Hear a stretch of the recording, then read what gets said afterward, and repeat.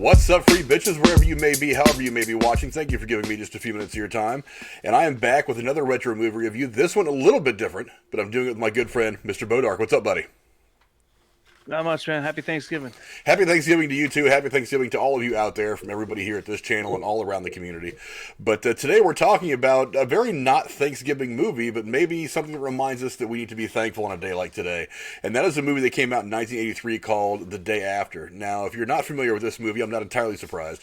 The film postulates a fictional war between NATO forces and the Warsaw Pact countries that rapidly escalates into a full-scale nuclear exchange between the United States and the Soviet Union. The action itself focuses on the residents of Lawrence, Kansas, and Kansas City, Missouri, and of several family farms near nuclear missile silos. The film's narrative is structured as a before, during, and after scenario of a nuclear attack, with the first segment introducing the various characters and their stories, the second segment showing the nuclear disaster itself, and the third detailing the effects of the fallout on the characters. Now, the cast in this one is fairly big, but you're going to know a lot of these names as they got very famous later on. It had Jason Robards, who was obviously a very successful actor at the time already. Then we got young versions of Jo Beth Williams, Steve Guttenberg, John Lithgow, and Amy Madigan as the various characters.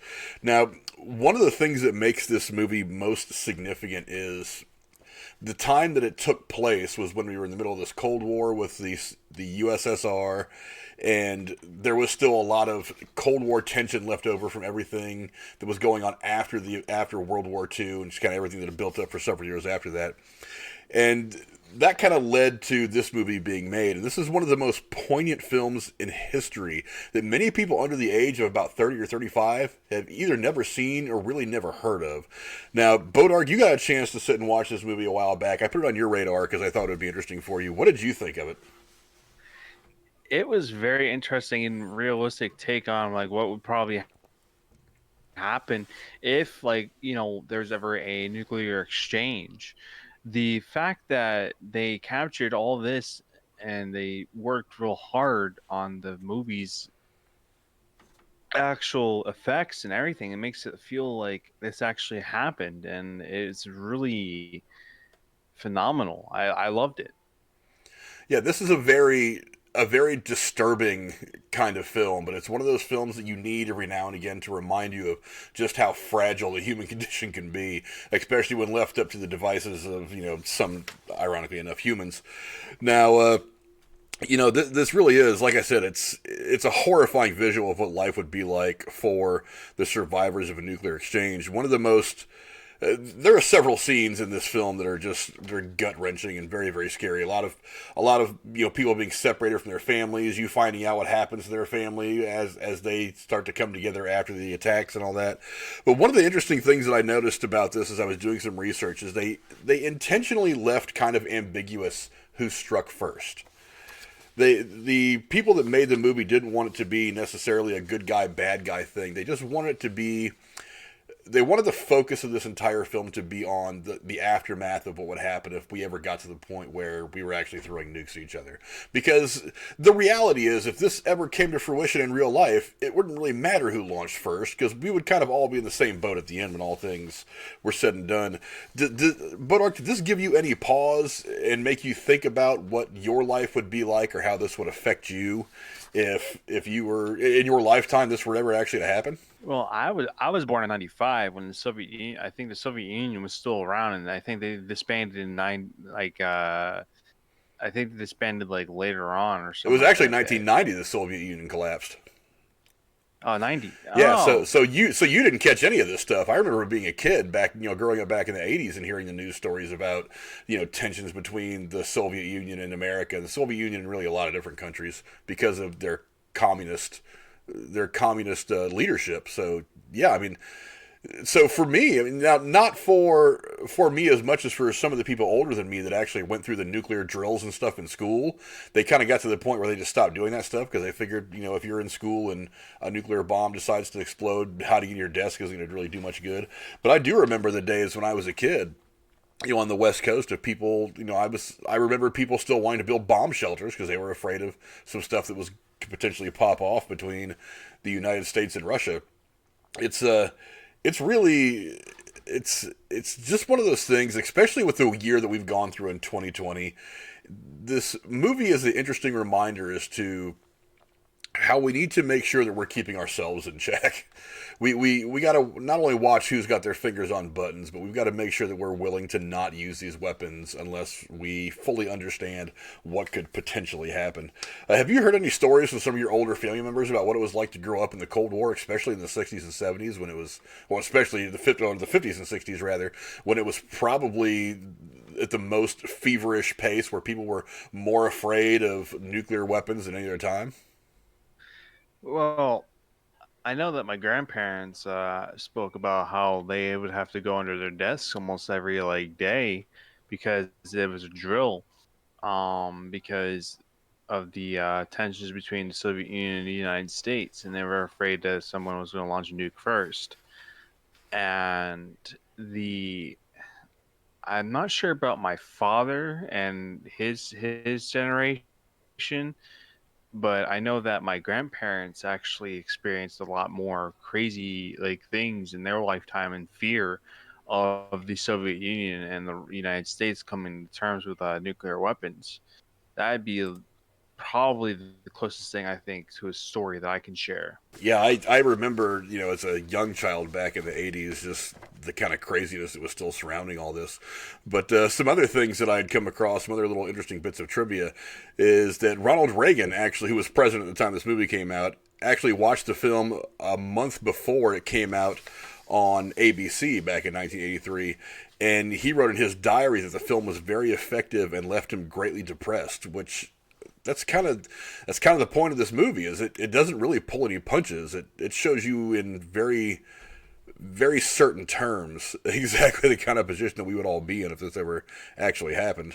Did it leave you feeling kind of stirred up and a little messed up? Because I know the first time recently that I had watched it in years, I remember watching it when I was a kid, but it did not really grab me the same way.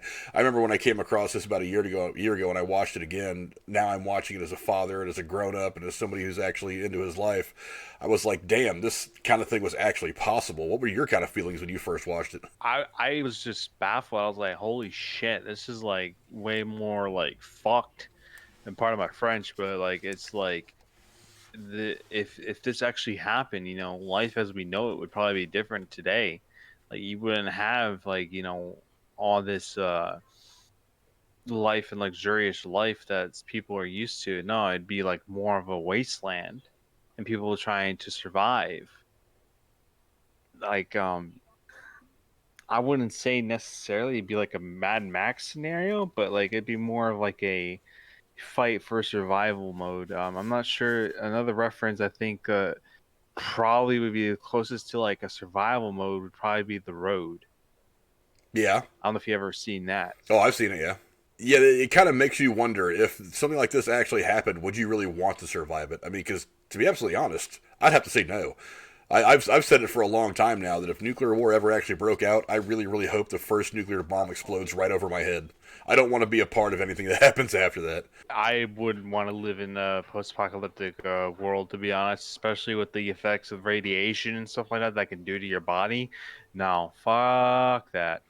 Yeah, that's one thing they definitely go into great depth on. And for being TV in the early mid 80s, it was kind of unique to see them go into it with such visual accuracy. You actually see people with hair falling out, skin kind of bleached and peeling off. I mean, at a point in this movie, it gets pretty graphic, but it is an accurate representation of what would happen. I mean, you imagine what the people in Hiroshima and Nagasaki went through back in 1945, what they dealt with. To even think about dealing with something like that at a much, much larger scale in your own life, in your own town, is actually kind of frightening. Another thing that I came across is that Nicholas Meyer, who directed this film, claims that he suffered severe flu-like symptoms throughout the making of the film. When doctors could find no reason for his illness, they eventually determined that Myers was actually suffering from severe clinical depression, which Meyer attributes to having to face the horrors of nuclear war in such depth. And that kind of, again, it kind of goes to the fact, what I was saying, would you really want to live through this? And for that matter, it kind of makes another point as to why it was important that the movie get made in the first place. People needed to see this so that they understood why we can't, as human beings, let it get to this point. I have to agree with you on that, Frank, because there's just if something like this ever was to happen, like in our time and stuff like that, I would not want to live after that because there's so much side effects to like what could possibly happen to you, and you could probably get sick or you could have radiation poisoning, which can take control of your body and mess you up. As a matter of fact, when my grandfather is, he says that in like the '80s and stuff like that, there was no chance of ruling it out because it could have been a possibility between the Soviet Union and the United States. But back when he was a child and stuff like that, it was a lot different, which was during the '50s going up. So, but other than that, it's just interesting to hear what he had to say about the whole Cold War era and stuff like that, how bad it, like crazy it was. Yeah, with everything we're going through right now with COVID and all these other things, it's understandable. I mean, I can't imagine what it would have felt like to have been alive back during something like the Cuban Missile Crisis when we really were on the doorstep of something just like this happening. It's kind of a scary thought. But another thing that I had read about, but I couldn't confirm. It's just rumor, and it's been talked about by some people, both in politics and in the entertainment world, but it hasn't been confirmed by anybody. Is that Ronald Reagan actually wrote, and this is the story how it goes. Ronald Reagan actually wrote a letter to Nicholas Meyer claiming that he was so disturbed by this movie that it actually impacted how he shaped foreign policy when it came to nuclear disarmament and stuff like that, and how it actually affected the missile pact that he would eventually sign with Mikhail Gorbachev and the Soviet Union. It's pretty interesting that the movie can have such an impact on the people in charge that it actually makes them, it alters the way that they think about foreign policy and these things that affect how far we as a civilization could go. That's a I thought that was very interesting. Again, I don't know if that's true. I've read sources that say that that's not true. I've read sources that say it is. I think even Nicholas Meyer, the director, said that it wasn't true. But I've read a lot. So I mean, but you've already said, I already said earlier that in Reagan's diary, he said that the movie disturbed him. I don't think it's too far out of the realm of possibility to imagine that he actually did stop and think about what he saw in this film as he was, pushing that legislation and that stuff forward. What do you think? To quote Einstein, the World War III would be the last World War because in World War IV you'd be fighting with sticks and stones. I believe Yeah, that's the correct. I believe that's the correct quote. that sounds about right. But yeah, in closing, it's a movie I think you should watch, and especially this time of year with everything we've gone through in 2020, I think it's important to be reminded of everything that we could lose if we don't handle things correctly. Now, whether it be dealing with weapons of mass destruction like this, whether it be dealing with this pandemic that we're in the middle of still, we do need to very much take care of at least ourselves and how we operate and how we do things. Because you don't change the world unless you first change the environment immediately around you.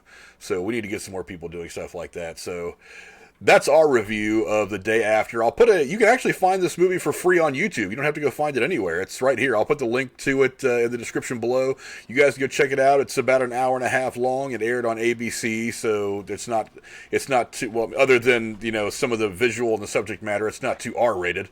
So it's something that you can watch. It was put on TV, and I highly suggest checking it out. It's something that definitely makes you kind of re-examine your place in the world and not take things for granted. And I think right now, especially this time of year, it's something we all need to make sure we're into.